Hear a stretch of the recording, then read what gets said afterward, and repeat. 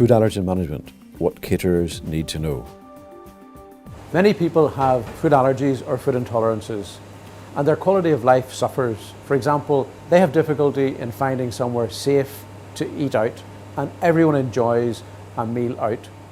We're here at Corrs Corner Hotel in Newtownabbey to see how this restaurant and this hotel caters for people with food allergies and food intolerances. Keeping people who are eating in your catering establishment safe hinges on the information that you can give them, the information which is conveyed from the establishment to the diner. In particular, from December 2014, catering establishments will be obliged to give allergy information to the people who are eating in their restaurants. So let's hear from Chef Gary Keeley what the new regulations mean for caterers and for their food allergic customers. Yeah, so first, Michael, we did think it was a lot of red tape, but as Corrs Corner, we always do get a lot of allergies in the business. We just had to sort of get our thinking caps on and like how we're going to deal with this, especially in a busy kitchen like ourselves. But as we do have a lot of allergies, you know, I've been used to it and I've got used to it even better. So how do caterers go about managing in their kitchens the things that have problems for people with allergies and intolerances? Allergens, lactose, gluten, all of those things. Well, the important thing is for caterers to know what it is that's coming in the food that's coming into their kitchen. And for that, we need to think about suppliers, about deliveries, about recipes, and about storage.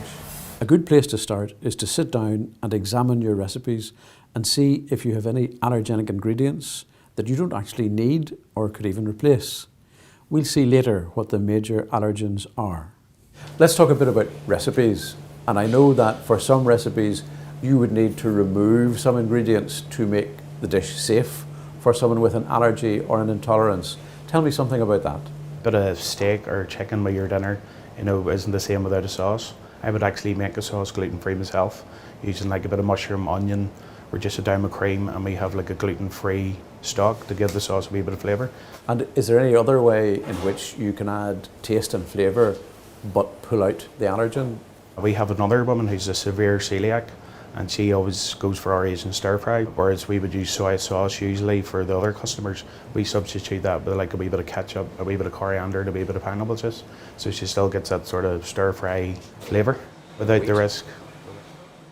Make sure you only order foods from reputable suppliers, people you can trust to deliver what you order and not to substitute anything without telling you. The next key step is checking the deliveries. Are there any allergens present? Corrs Corner staff have been trained in what to look for. How do you know what allergens are coming into the kitchen?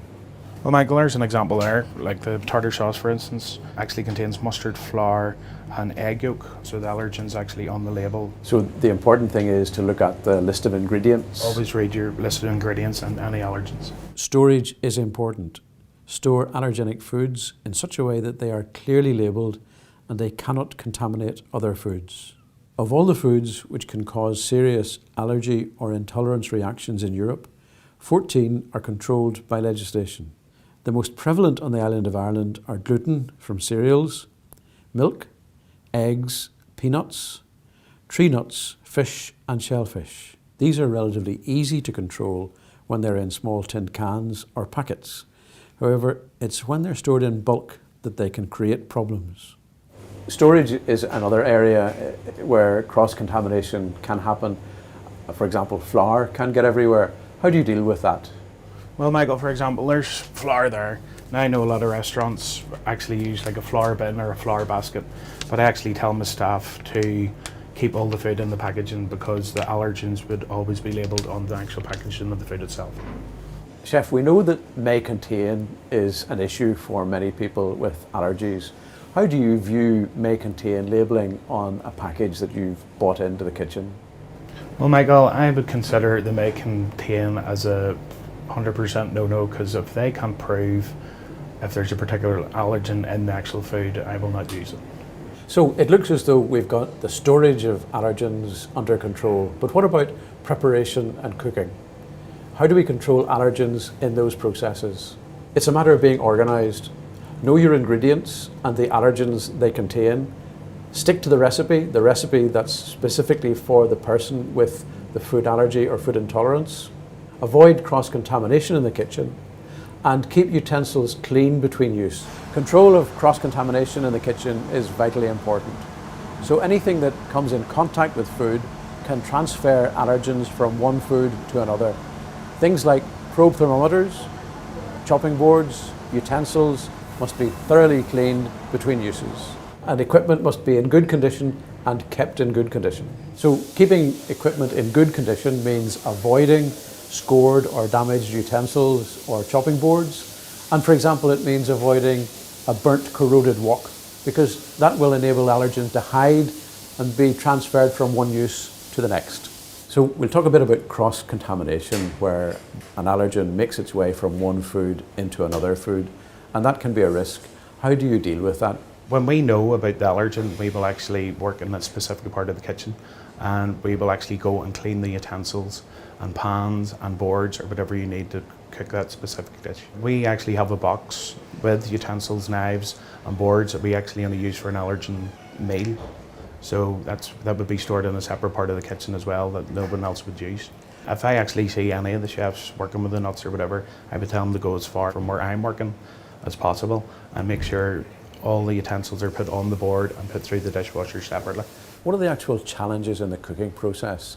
Is there a risk that something will drip onto a meal in the oven that you're preparing for someone with an allergy or an intolerance? I always say to the staff to always try and keep one of the ovens free in case we do get any allergy dinners, and we keep the big one there for our preparation for all day. Chef, deep fat frying is another problematic area because it's easy to carry over one food into the next fry. How do you address that in the kitchen? Well, Michael, for instance, the allergy dinner that we do every year, we actually deep clean the fryer from top to bottom, and then it is wrapped in cling film so there's no other residues or dust or anything that gets into it. And then the next day it is filled with sunflower oil. That is what is used to cook the potatoes for the actual function. Tell us a bit about how you make sure that the knives, the chopping boards, etc. that you use are free from allergens after you have used them. Well, we would actually steep them in soapy water, and then they're put through our dishwasher and then dried with clean tea towels. Food that hasn't been used is a risk. How do you deal with food that's been prepared but hasn't been used, and maybe the shift changes and staff come in who weren't involved in the preparation in the first place? Well, for example, Mike, if it was for a function, I would actually look after it myself, and any food that wasn't used would be wrapped in cling film and stored away by myself or the other chef doing the actual function. Gary, hygiene is obviously very important in a kitchen like this. How does hygiene impact on allergens? How do the two interact and relate? Did our usual, hygiene exams for, the staff and all, but I didn't think that there was enough about the allergens that were into the hygiene exam, so that's why we actually done a separate course to learn actually more about it.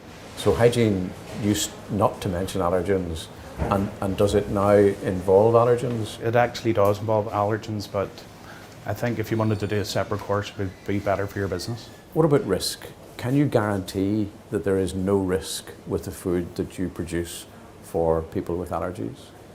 Well, there's never a 100% guarantee, Michael, but my staff and I will do the utmost to make sure that dinner is to the nearest 100% allergen free. So now we've seen how to manage allergens and gluten in the kitchen in the restaurant situation, looking at suppliers, recipes, storage and the cooking process. In the next video, we'll see how staff at the front of house interact with customers and gauge their needs and make sure that their meal is safe for them. For more information on food allergy or food intolerance, visit safefood.eu. You may also be interested to join the Safe Food, Food Allergy and Food Intolerance Network at www.safefoodallergy.ning.com.